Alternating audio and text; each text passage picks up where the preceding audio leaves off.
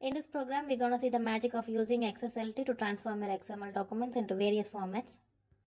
XSLT stands for Extensible Style Sheet Language Transformation. Extensible Style Sheet is a styling language for XML. W3 Consortium started to develop XSL because there was a need for an XML-based style sheet language. HTML uses predefined tags and tells how to display each tag, and CSS is used to add styles to the HTML elements. Whereas XML does not use predefined tags and therefore the meaning of each tag is not well understood. So XSL describes how the XML element should be displayed. XSLT is basically a programming language mixed with little XHTML and some CSS. And we will feed this into a parser, and now the parser can either be Internet Explorer, Firefox, or you can use more professional parser like Saxon. And this parser will combine the XSLT statement and XML data and come out with a new output. This output can be XHTML, a PDF file, a zip file, or just a plain text, or with XSLT statements. You can completely reformat your XML and come up with a different structure or a different format for an XML document. And this is commonly used to transform an XML document from one structure to another, like two companies that have two different structures but similar data. So let's start out by opening up the two files. We are going to look at the student.xml as well as student.sxl, and the file will end up with student.html. We create an XML file that contains information about 4 students, and we display this XML file using XSLT. For that, we link the student.xml file with student.xsl that contains the corresponding XSL style sheet rules. You can view these in TextPad, Notepad, or any other editor that you would like to use. Open up student.xml and student.xsl. Let's take a quick look at student.xml file. In line 1, you will see a regular XML declarations. And in line 2, we will put in our connection that will connect our XSLT file. And this is type of the style sheet as text/XSL. And version 2.0, which works well with Saxon processor. And here is where we connect with the actual physical file. So we'll be connecting with student.xsl. The root element is student, and it is made up of several person elements. And here you can see the person element for Aris, and here is one for Bismi, and of course for show, and on and on. And the objective here is to show each of these peoples on a separate line of a table on a web page. So we are going to show the Aris data across a row and Bismi's data across a row and so on. And we are going to use the XSLT to do that. Now let's take a look at the XSLT document.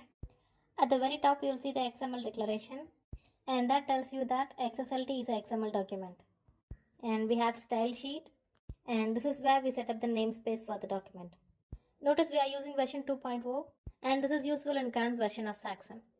I have added a code template match which matches our root, and down in the bottom of the document you can see the stop tag for template element. And here is the stop tag for style sheet that matches the root element at the top of the document. So probably now you'll know what you will be doing. So let's get to work. First, connect our XML document to your XSLT. We are telling the parser that this is going to be an XSL connection. We are setting the version and the file name student.xsl. Now open up the XSL document, that is student.xsl, and add the namespace. And the namespace is used to identify the XSL processing statements. And don't forget to add the XSL style sheet at the end of the document. And here we use the namespace to call out the XSL template element. And here we are going into the series of XHTML elements. An XSL style sheet consists of one or more set of rules that are called templates. XSL template defines a way to reuse the templates in order to get the desired output for the node of a particular type or content. The XSL template element is used to build templates. This element must have either match attribute or name attribute set. The match attribute indicates on which part the template transformation is going to be applied. The match attribute is used to associate a template with the XML element, and this attribute can also be used to define the template for the entire XML document.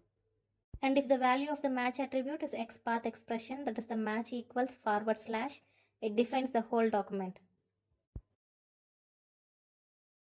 The content inside the XSL template element defines some HTML to write to the output.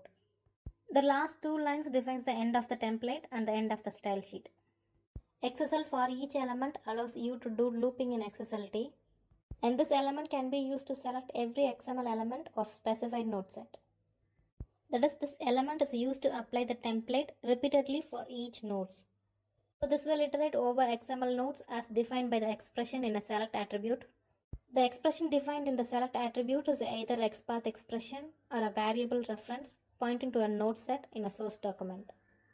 We can also filter the output from the XML file by adding the criterion to the select attribute in the XSL for each element. And it can be done using the legal filter operators like equal to, not equal to, less than, or greater than. XSL sort element is used to sort the output. To sort the output, simply add XSL sort element inside the XSL for each element in the XSL file. And here the select attribute indicates which XML elements to sort on. The XSL value of element is used to extract the value of XML element and add it to the output stream of the transformation. Now run the file. Select the XML document.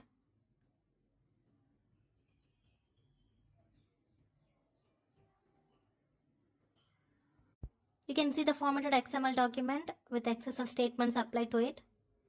The student's data given are displayed as a table. As I mentioned earlier, the match attribute indicates on which parts the template transformation is going to be applied. In this particular case, the slash means it is applied to the root of the XML document. That is, this element will be applied for the whole document. So the table will possess the property of border 5 with cell padding 20 and it is center aligned. This line of code is applied to the top row of the table. The for each element selects all the student details and this color is set as a background color for the entire table rows. The value of element extracts all the values under the select attribute. Finally, the sort element. The sort element is used to sort the output. The select attribute indicates what XML elements to sort on. The value of the select attribute given here is percentage.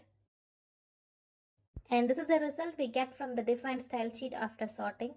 Here the percentage is magically reordered with XSLT.